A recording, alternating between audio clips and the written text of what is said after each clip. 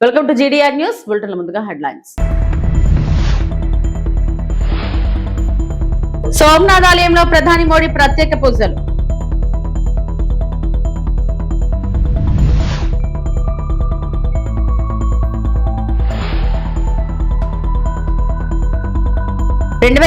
గోదావరి పుష్కరాల లక్ష్యం, పోలవరం పూర్తి కోసం కేంద్ర సహకారం కోరిన చంద్రబాబు.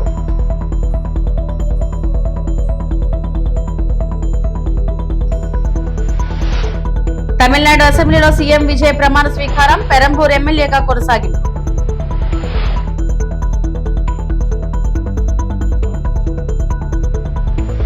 గుజరాత్ లోని ప్రసిద్ధ సోమనాథ్ ఆలయాన్ని ప్రధాని నరేంద్ర మోడీ సందర్శించారు. సోమనాథ్ దివ్యక్షేత్రాన్ని పునఃప్రతిష్ఠించి 75 ఏళ్ల పూర్తయిన సందర్భంగా అమృత మహోత్సవాలు నిర్వహిస్తున్నారు. ఈ ఉత్సవాల్లో ప్రధాని పాల్గొన్నారు.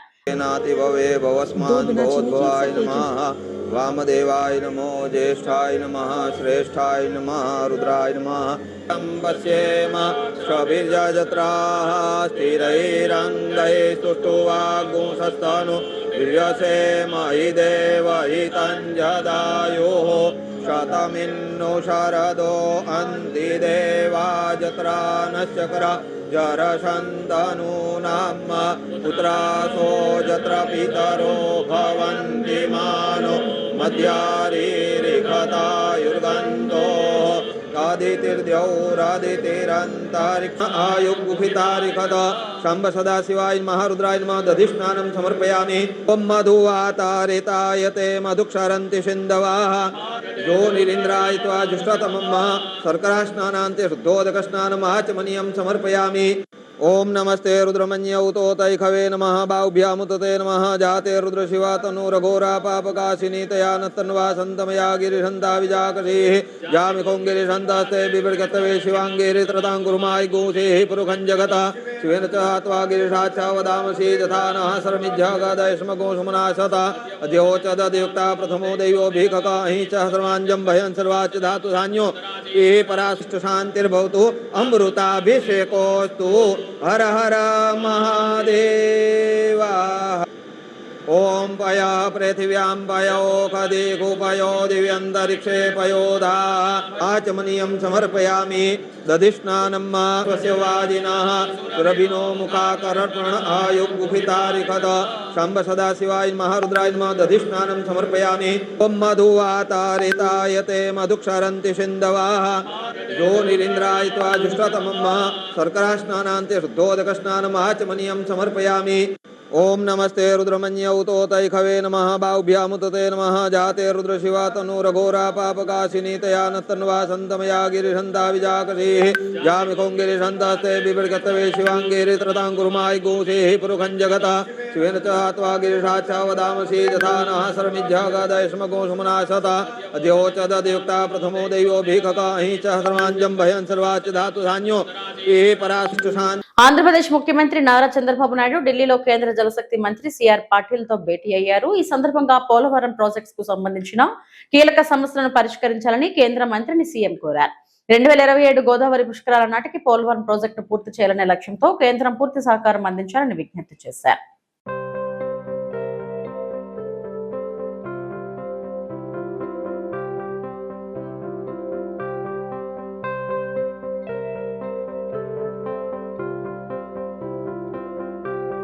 సింగపూర్లోని పుంగోల్ తరహాలో అమరావతిలో నిర్మించబోయే ఇంటిగ్రేటెడ్ టౌన్షిప్ దేశానికే మోడల్ గా నిలుస్తుందని ఏపీ మంత్రి నారా లోకేష్ అన్నారు. సింగపూర్ పర్యటనలో భాగంగా అక్కడి వాణిజ్య పరిశ్రమల మంత్రిత్వ శాఖ జాయింట్ ఇంప్లిమెంటేషన్ స్టీరింగ్ కమిటీ ప్రతినిధులతో ఆయన సమావేశమయ్యారు. ఈ సందర్భంగా లోకేష్ మాట్లాడుతూ కేఐఎస్సి మద్దతుతో అమరావతి ఎకనామిక్ రీజియన్ ను అత్యుత్తమంగా అభివృద్ధి చేయాలని తాము కోరుకుంటున్నామని చెప్పారు. ఎకనామిక్ రీజియన్ అభివృద్ధిలో ఆసక్తి గల భాగస్వాములను ఆహ్వానిస్తూ ఇప్పటికే నోటిఫికేషన్ జారీ చేశామన్నారు. రాజధాని అమరావతికి ఇప్పుడు జాతీయ చట్టబద్ధత ఉందని చెప్పారు.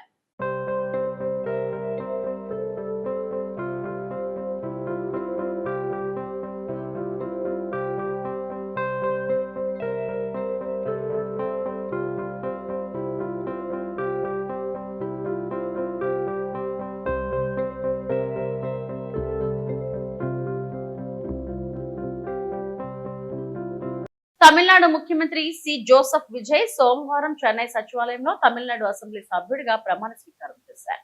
ప్రోటెం స్పీకర్ ఎంవి కారుపై ఆయనతో ప్రమాణం చేయించారు.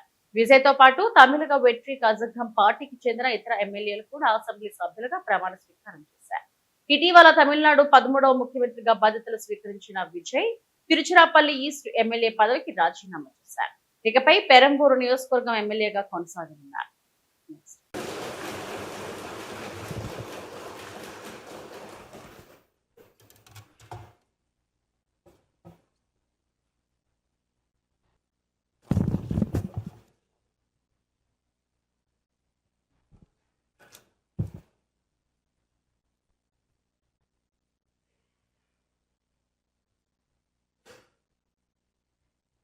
சட்டமன்ற பேரவையின் உறுப்பினராக தேர்ந்தெடுக்கப்பட்ட சி. ஜோசப் விஜய் எனும் நான் சட்ட முறைப்படி நிறுவப்பெற்றுள்ள இந்திய அரசமைப்பு சட்டத்தில் உண்மையான நம்பிக்கையும் பற்றுறுதியும் கொண்டிருப்பேன் என்றும் இந்திய நாட்டின் இறையாண்மையையும் ஒருமைப்பாட்டையும் நிலைநிறுத்துவேன் என்றும் நான் மேற்கொள்ள இருக்கும் கடமையை நேர்மையுடன் நிறைவேற்றுவேன் என்றும் உளமாற உறுதி கூறுகிறேன்.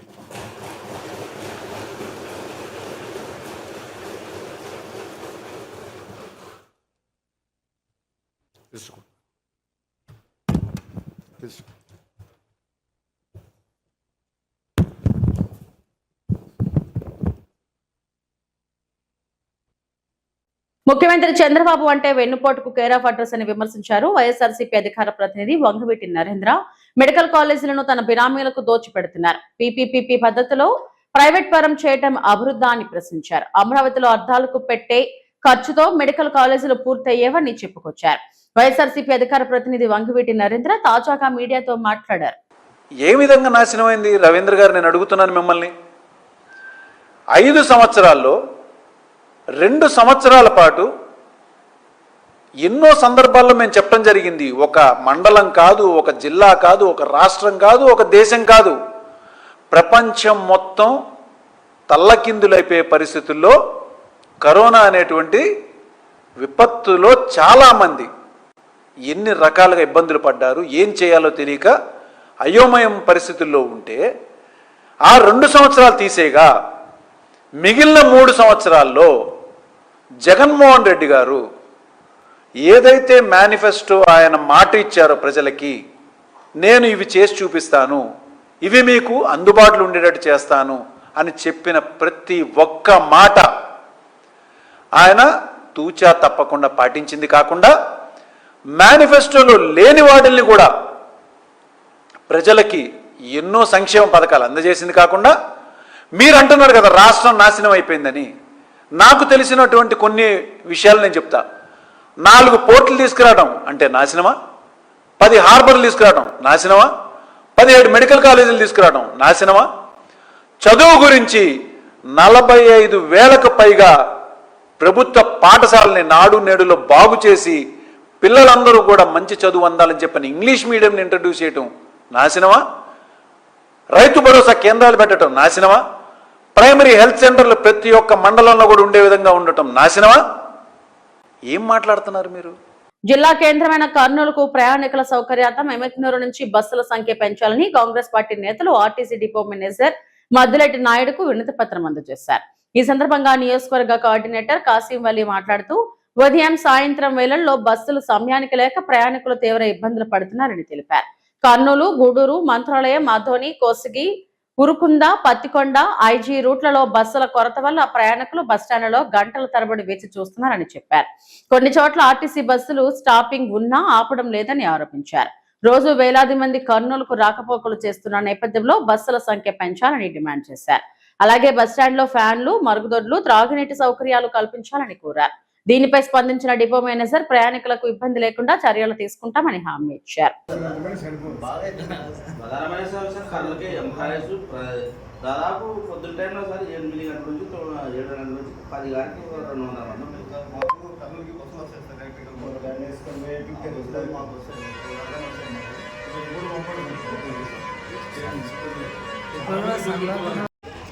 ఎమ్మెల్యేలు ఆర్టీసీ బస్టాండ్లో ప్రయాణికుల రద్దీని ఉద్దేశించి మేము స్థానిక డిపో మేనేజర్ గారిని కలిసి వినతి పత్రం ఇచ్చాము. ఈ వినతి పత్రంలో బస్సులు పెంచాలనే ప్రధాన ఉద్దేశం, ఇక్కడ పొద్దున సాయంత్రము మధ్యాహ్నము బస్సు సరైన సమయంలో కర్నూలుకి లేవని ప్రజలు తర్వాత ప్రయాణికులు ఆవేదన చెందుతున్నారు. తర్వాత ఆదోని తర్వాత మంత్రాలయం నుంచి వచ్చే ప్యాసింజర్లు కూడా ఎమ్మెల్యేలు బస్ స్టాండ్లో దిగి వారు కర్నూలు ప్రయాణించాలనే ఉద్దేశంతో బస్సుల కోసం ఆశ్రయిస్తున్నారు. కానీ సరైన సమయంలో బస్సు లేకపోవడంతో ప్రజలు చాలా ఇబ్బంది పడుతున్నారు. దాన్ని దృష్టిలో పెట్టుకొని ఈ డిపో మేనేజర్ కానీ పై అధికారులు కలిసి ఖచ్చితంగా ఈ డిపోకి మరీ అదనంగా కొన్ని బస్సులను నిలిపి ప్రయాణికుల సమస్యను తీర్చాలని కాంగ్రెస్ పార్టీ తరఫున మేము డిమాండ్ చేస్తూ ఉన్నాము. అదేవిధంగా ఈ బస్ స్టాండ్లో సరైన వసతులు లేక సరైన మరుగుదొడ్లు కానీ నీటి వసతులు కానీ వేసవి కాలంలో మంచినీళ్ళు లేక చాలా ఇబ్బంది పడుతూ ఉన్నారు. వారికి ఖచ్చితంగా మంచినీళ్ళ సౌకర్యము, ప్రయాణ సౌకర్యము మరియు అన్ని సౌకర్యాలు కల్పించాలని ఉద్దేశంతో తర్వాత మరుగుదొడ్ల విషయంలో కూడా వాళ్ళు డబ్బులు వసూలు చేసి వాళ్ళు కూడా చాలామంది డబ్బులు లేక ఇబ్బంది పడుతూ ఉన్నారు. ప్రయాణికుల్ని ఉద్దేశించి మీరు ఈ సమస్యలన్నింటినీ దృష్టిలో పెట్టుకొని భవిష్యత్తులో కూడా పునరావృతం కాకుండా ప్రయాణికులకి సాయం చేయాలని కాంగ్రెస్ పార్టీ తరఫున మేము డిమాండ్ చేస్తున్నాము. నా పేరు కాసిం అలీ, నేను ఎమ్మెల్యే కోఆర్డినేటర్. ఆంధ్రప్రదేశ్లో కూటమి ప్రభుత్వం అభివృద్ధి సంక్షేమమే లక్ష్యంగా ముందుకు సాగుతుందని ప్రభుత్వ చీఫ్ విప్ జీవి ఆంజనేయులు అన్నారు. వినుకొండలో 1.85 కోట్లతో నిర్మిస్తున్న రామలింగేశ్వర స్వామి గిరి ప్రదక్షిణ బీటీ రోడ్ పనులను ఆయన ఆకస్మికంగా తనిఖీ చేశారు. పనుల నాణ్యతలో రాజీ పడకుండా భక్తులు స్థానికుల సౌకర్యార్థం త్వరగా పూర్తి చేయాలని అధికారులను ఆదేశించారు. గత ప్రభుత్వం రాష్ట్రాన్ని అప్పుల్లో ముంచినా ప్రస్తుతం ప్రభుత్వం అభివృద్ధి పనులను వేగంగా కొనసాగిస్తుందన్నారు. అమరావతి పోలవరం పనులతో పాటు రోడ్లు, డ్రైనేజీ, విద్యుత్ సదుపాయాలు, టిట్కో ఇళ్ల అభివృద్ధికి భారీగా నిధులు విడుదల చేశామని తెలిపారు. జలధార ద్వారా గ్రామాలకు తాగునీరు అందిస్తున్నామని చెప్పారు. సంక్షేమ పథకాలలో భాగంగా పెన్షన్ను 4,000కు పెంచి ఇంటి వద్దకే అందిస్తున్నామని, తల్లికి వందనం మహిళలకు ఉచిత బస్సు ప్రయాణం, దీపం ఉచిత గ్యాస్ సిలిండర్లు, రైతులకు అన్నదాత సుఖీభవ పెట్టుబడి సాయం అందిస్తున్నామని జీవి ఆంజనేయులు వివరించారు. ధాన్యం కొనుగోలు గురించి మాట్లాడే హక్కు మీకుందా? ఏదో ప్రెస్ మీట్ పెట్టి రోజు ప్రభుత్వమే దుమ్మెత్తిపోయటం తప్ప ఏమనుందా? నేను అడుగుతున్నా, ఆ రోజు మీరు ధాన్యం కొని రైతులకు 6 నెలల పాటు, సంవత్సరం పాటు ఎందుకు మీరు రైతులకు డబ్బులు ఇవ్వలేదు? రైతులను నట్టేట ముంచారు. కారణం ఏంటి? ఆ రోజు మీరు పొగాకు కొన్నారా? ఎందుకు కొనలేదు? రైతులు పండించిన పంటలకు గిట్టుబాటు ధర ఇచ్చారా వైసీపీ పాలనలో? ఎందుకు ఇవ్వలేదు? రాజధాని పూర్తి చేయలేదు, పోలవరం పూర్తి చేయలేదు, రైతులను ఆదుకోలేదు, మైక్రో న్యూట్రియెంట్లు ఎత్తి పడేశారు, డ్రిప్ ఇరిగేషన్ తీసేశారు. అంటే రైతులకు ఉపయోగపడే పనులన్నీ తీసేసి మీరు 9,70,000 కోట్లు మీరు అప్పులు చేసి వెళ్తే ప్రజల మీద భారం వేసి ఈ రోజు చంద్రబాబు గారు నెలలో వడ్డీలు కడుతున్నారు, నెలలో అప్పులు తీరుస్తున్నారు. మీరు చేసిన పాపాలనే ఈ రోజు చంద్రబాబు గారి ప్రభుత్వం మరి ఆర్థిక సంక్షోభం నుండి రాష్ట్రాన్ని బయటేసి మెల్లిగా ముందుకు తీసుకెళ్తా ఉంది. మరి ఈ రోజు 9,00,000 కోట్లు, 9,70,000 కోట్లు మీరు అప్పులు చేసి వెళ్తే అయినా ఈ రోజు సంక్షేమ పథకాలు, సూపర్ 6 పథకాలు సూపర్ హిట్ గా అమలు చేశాం.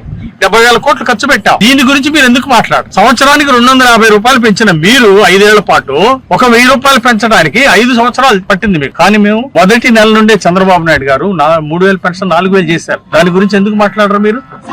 ఉచిత బస్సు ప్రయాణం ఈ రోజు మహిళలకి, ఉచిత బస్సు ప్రయాణం మహిళలకి రాష్ట్రంతో ఉచిత బస్సు ప్రయాణం ఇచ్చాం మహిళలకి. మీ కంటికి కనపట్లేదా? ఎప్పుడైనా దీన్ని అభినందించారా? చంద్రబాబు గారు మంచి పని చేశారు, ఎన్డీఏ పాలన బాగుంది, ఎప్పుడైనా మాట్లాడారా?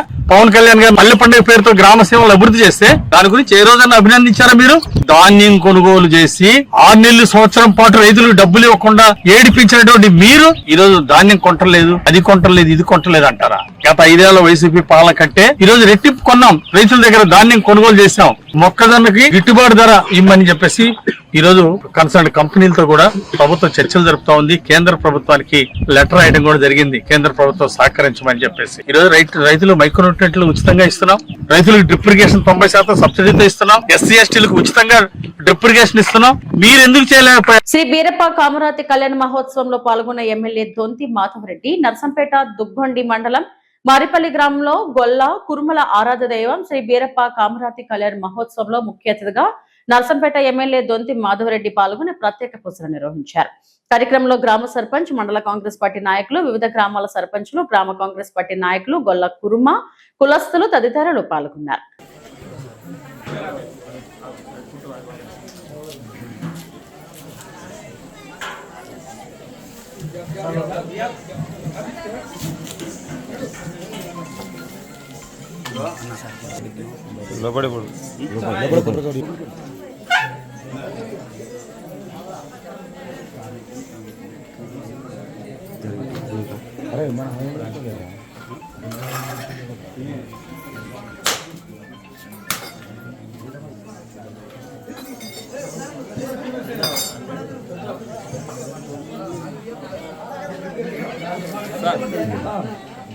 తిరుపతి తాతయ్య గుంట గంగమ్మ జాతర మహోత్సవాలు వైభవంగా కొనసాగుతున్నాయి.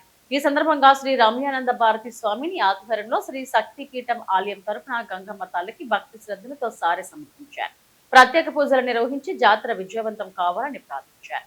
తిరుపతి తాతయ్య గుంట గంగమ్మ జాతర మహోత్సవం పురస్కరించుకుని శ్రీ రమ్యానంద భారతి స్వామిని ఆధ్వర్యంలో శ్రీ శక్తి పీఠం టెంపుల్ తరఫున గంగమ్మ తల్లికి సారె సమర్పించారు. ఆలయ సాంప్రదాయాల ప్రకారం అమ్మవారికి పట్టు వస్త్రాలు, పసుపు, కుంకుమలను సమర్పించి ప్రత్యేక పూజలు నిర్వహించారు.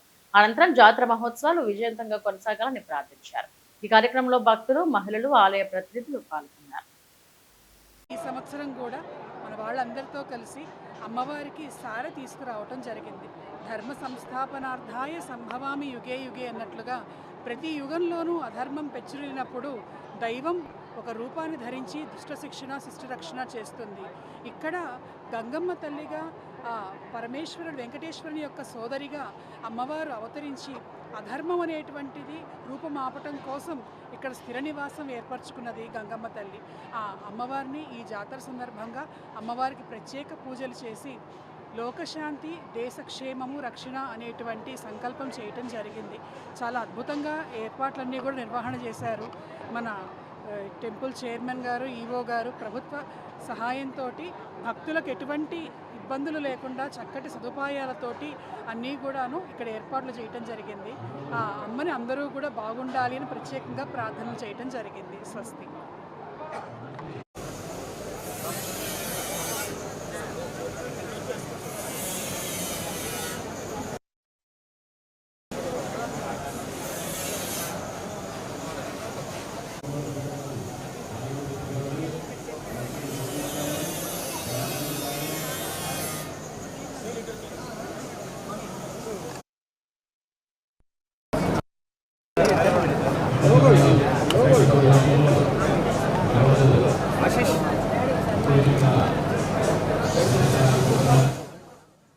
పల్నాడు జిల్లా సత్తెనపల్లిలో జరిగిన చైన్ స్నాచింగ్ కేసును పోలీసులు విజయవంతంగా ఛేదించారు. ఈ కేసులో 2 నిందితులు, 2 బాల నేరస్తులను అదుపులోకి తీసుకున్నారు.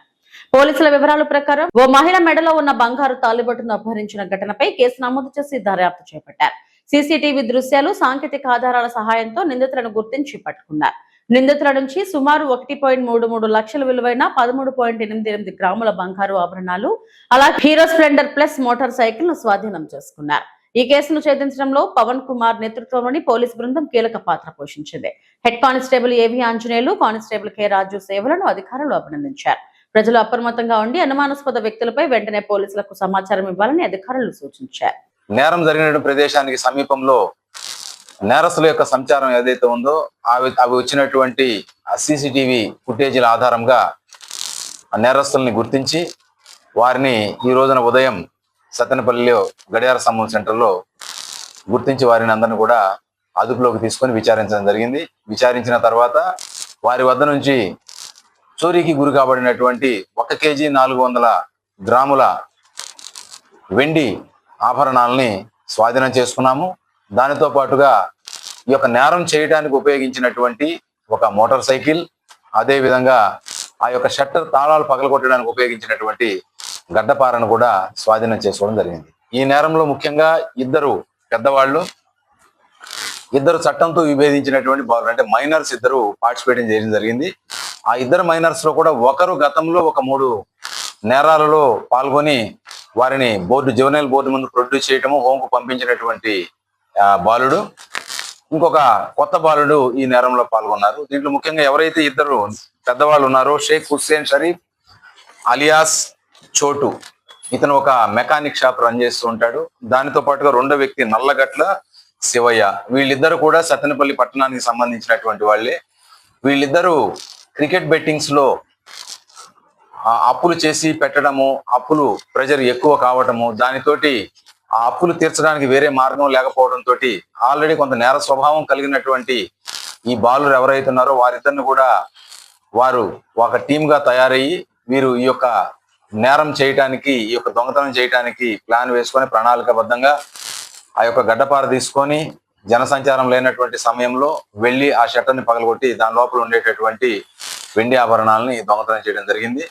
ఈ నేరాన్ని 8వ తారీఖు ఉదయం మనకు రిపోర్ట్ అయితే ఈ రోజున 11వ తారీఖు అంటే 3 రోజుల్లో నేరాన్ని ఛేదించడమే కాకుండా నిందితుల్ని అదుపులోకి తీసుకోవడము, అదేవిధంగా నేరంలో పోగొట్టినటువంటి ఏదైతే దొంగతనానికి గురి కాబడినటువంటి ఏదైతే సొత్తున్నదో సొత్తుని యథాతథంగా రికవరీ చేసినటువంటి ఎస్ఐ పవన్ గారికి, అదేవిధంగా దీంట్లో భాగస్వాములైనటువంటి దర్యాప్తులో భాగస్వాములైనటువంటి ఆంజనేయులు, రాజు వీరందరికీ కూడా అభినందిస్తూ ఇవి ఇప్పటివరకు నా బులెటిన్ అప్డేట్స్. నమస్తే.